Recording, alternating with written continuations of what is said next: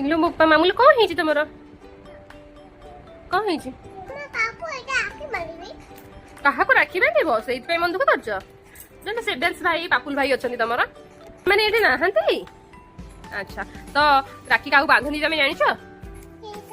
କାହାକୁ ବାନ୍ଧନ୍ତି ତମେ ଜାଣିଛ ମାମୁରୁ?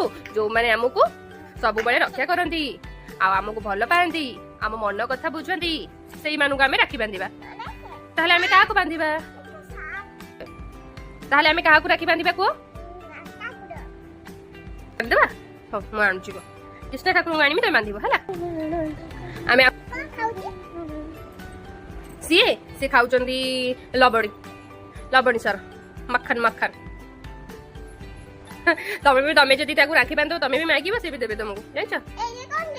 ଏଇଟା ମୟୂର ଚନ୍ଦିକା ଠାକୁରଙ୍କ ମୁଣ୍ଡରେ ଲାଗେ, ଏଇଟା ତାଙ୍କର ଚୁଟି। ଚାଲ ବାନ୍ଧ।